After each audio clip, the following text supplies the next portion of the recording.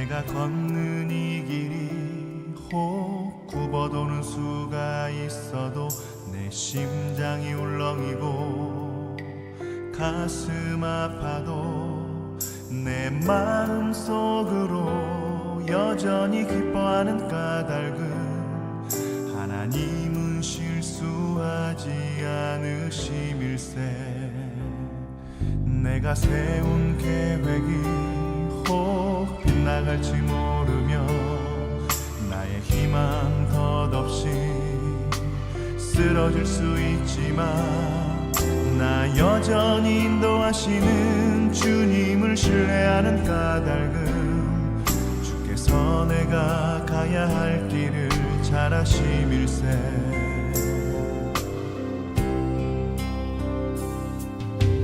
어두운 밤 어둠이 깊어 날이 다시는 밝지 않을 것 같아 보여도 내 신앙 부여잡고 주님께 모든 것 맡기니 하나님을 내가 믿음일세.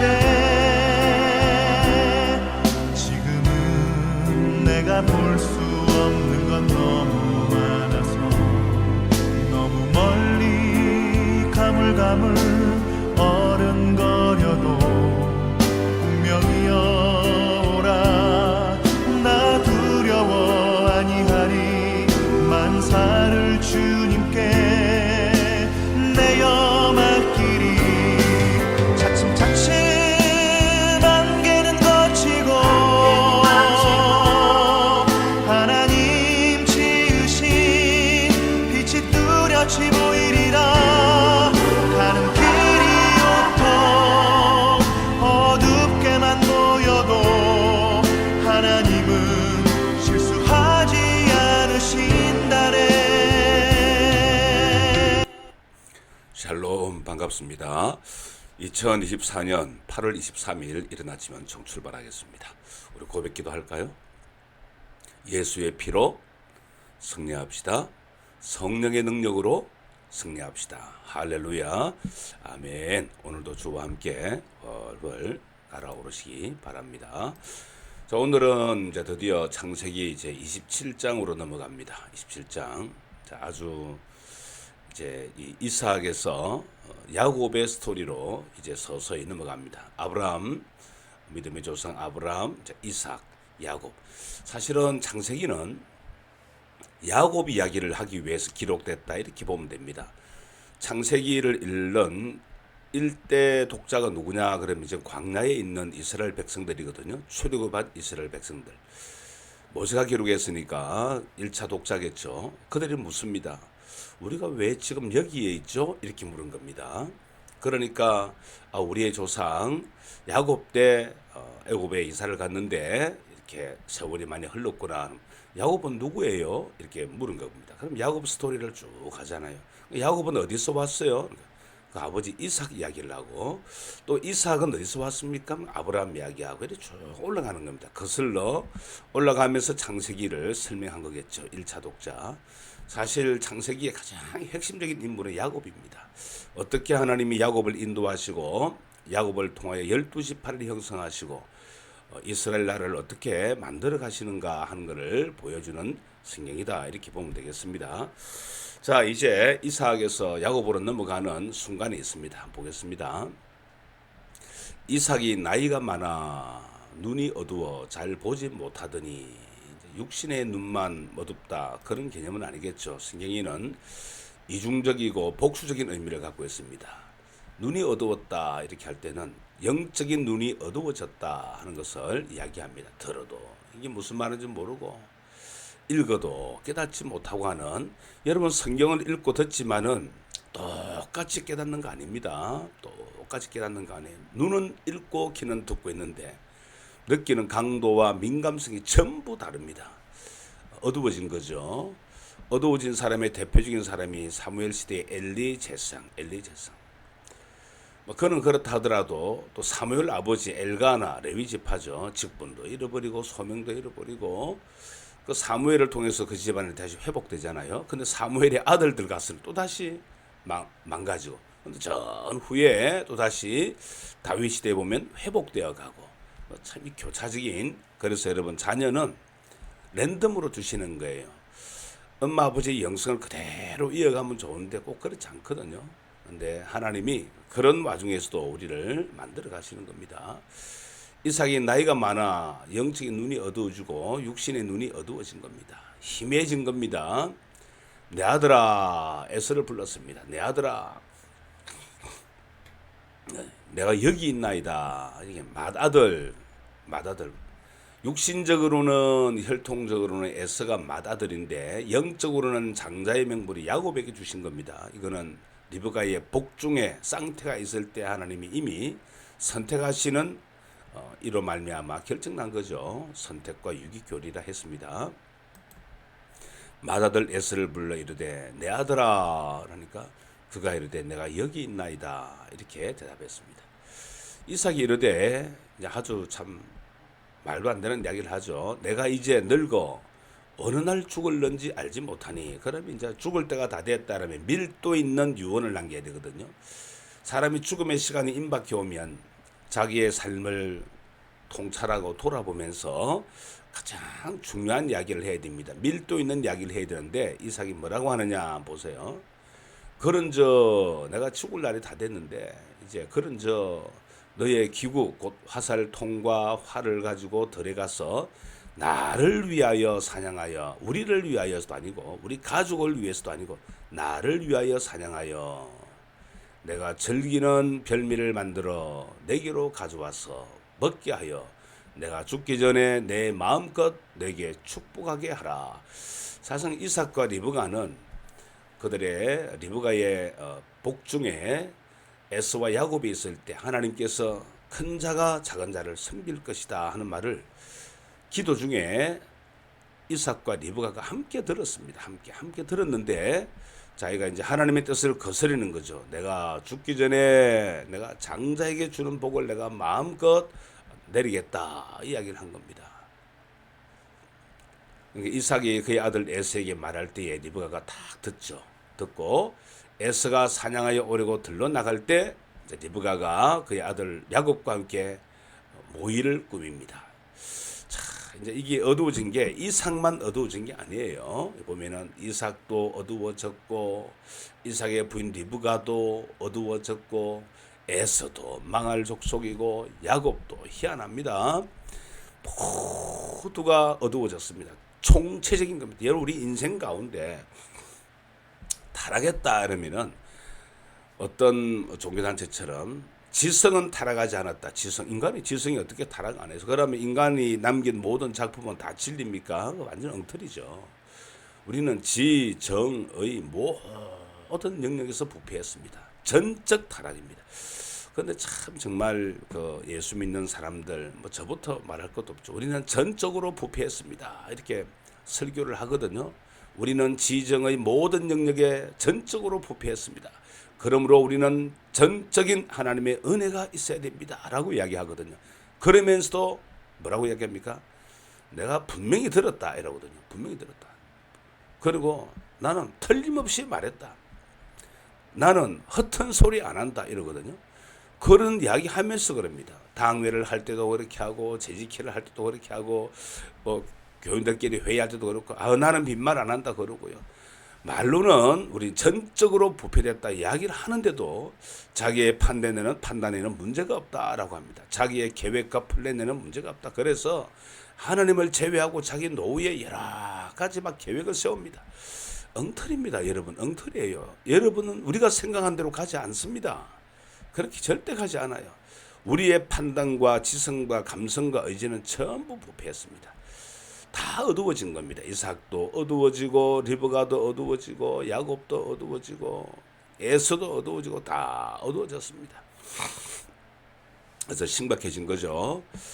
중세 시대에, 중세라 하는 것은 590년 AD 590년부터 종교개혁이 일어났던 1517년 때까지를 일반적으로 중세라 그럽니다. 그러니까 거의 한 1000년이 좀 못 되는데 1000년이라 그러죠. 중세 시대에 참 중요한 일화가 하나 있습니다.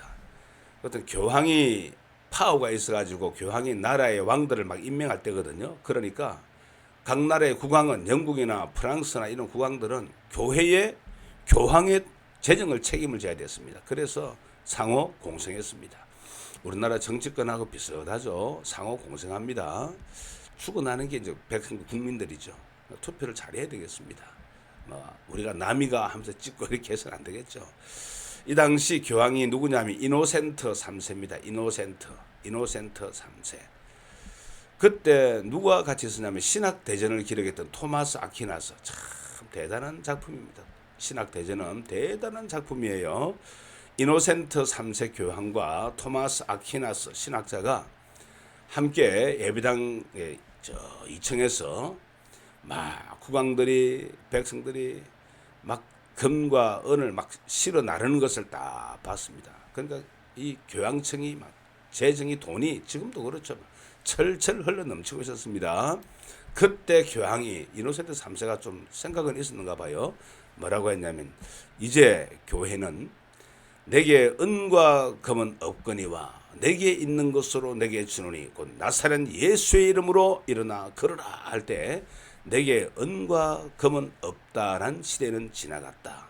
그리고 예수의 이름으로 명하던 시대도 지나갔다 하면서 탄식했다는 유명한 일화가 있습니다.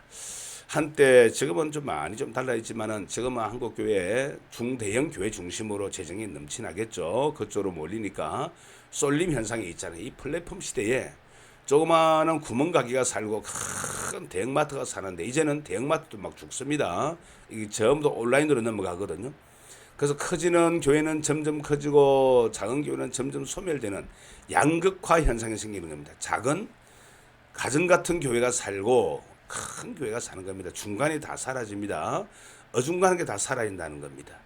그래서 한때 한국 교회가 막 성장하고 한국의 경제가 막 성장할 때는 재정이 넘쳐났습니다. 그래서 너도 나도 예배당을 짓고 리모델링을 하고 막 건축의 붐이 일어났습니다. 여러분 아시죠? 토목과 건축에는 항상 부정과 부패가 있다는 거. 그때 은과 금은 내게 있거니와 하는 시대가 지나가고 있다라고 사람들이 일반적으로 이야기합니다. 사명을 따라 살아야 되는데 수명을 따라 사는 거죠. 어두워지면 그렇게 되는 겁니다. 어두워지면 1918년생인데 김옥나라고 하는 할머니 계십니다. 2021년도에 소천했는데 감리교 장로님이고요. 100세에도 출근했습니다. 100세에도. 복지재단의 명예이사장이고 순수 봉사하는 재단입니다. 이분은 90이 넘었을 때도 워드 실력이 젊은이들보다 더 잘했습니다.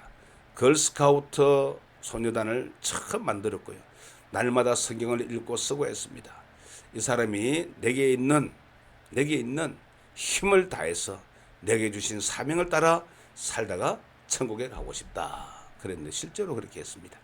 여러분 어두워지면 참 그래 되는 겁니다. 그런데 놀라운 것은 이삭도 어두워지고 리브가도 어두워지고 에서도 망할 족속이고 야곱도 희한한데 하나님께서 이 희한하고 어두운 이 사람들을 통해서 야곱의 12지파를 형성하고 이스라엘의 나라를 세워가고 있더라 하는 겁니다. 제가 지금 하고 싶은 이야기, 그 이야기를 하고 싶어 하는 거예요. 모두가 실수합니다. 이삭, 리브가, 에서, 야곱, 네 사람 모두 하나님 앞에 실수합니다. 그럼에도 불구하고 은과 금은 내게 없거니와 이제는 한국교회는 망했다라고 사람들이 온갖 여기저기서 이야기하는 그 순간에도 그럼에도 불구하고 하나님은 하나님의 섭리를 꿋꿋이 이루어 가고 계십니다. 하나님의 경영하심은 신비롭습니다. 인과관계로서는 설명할 수가 없습니다. 저것들 망할 놈들인데 그건 망해야 되는데 하나님이 망할 자들을 통해서 합력하여 선을 이루어가게 하시고 결국 하나님의 나라를 만들어 가시는데 결국 결론이 뭡니까? 그렇습니다. 하나님의 나라는 하나님의 은혜로 되어지는 것이지 내가 힘쓰고 애써서 되어지는 것이 아니다 하는 겁니다. 오 하나님 우리에게도 긍휼을 베풀어 주옵소서. 하나님 우리에게 무한한 자비를 주옵소서.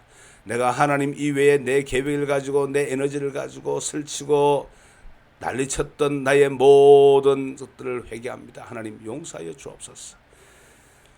에서와 이삭과 야곱과 리브가의 어두워진 눈을 통해서도 하나님 나라를 세워가시는 하나님의 경영의 신비로움을 저희들에게도 허락하여 주옵소서. 그렇게 기도하는 아름다운 새벽 될 수 있기를 바랍니다. 오늘도 찬양 들으면서 이 하나님의 경영하심을 의지하고 주의 인자하심을 사모하면서 오늘도 찬양 들으면서 기도하고 하루를 출발해가는 믿음의 권속 되시기를 주님의 이름으로 축원드립니다. 사랑하고 축복합니다.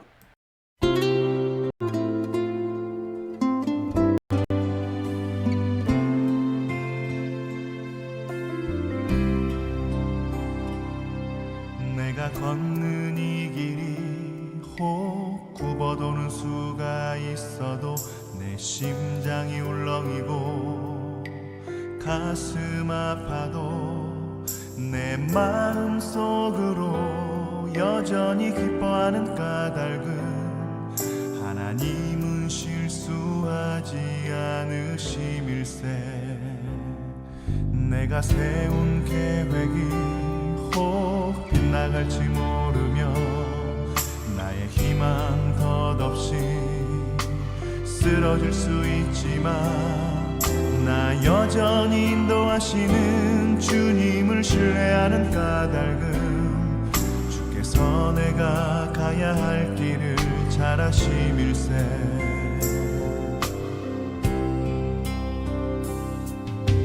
어두운 밤 어둠이 깊어 날이 다시는 밝지 않을 것 같아 보여도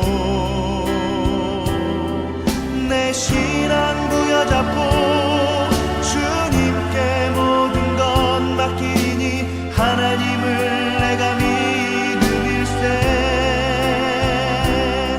지금은 내가 볼 수 없는 건 너무 많아서 너무 멀리 가물가물 어른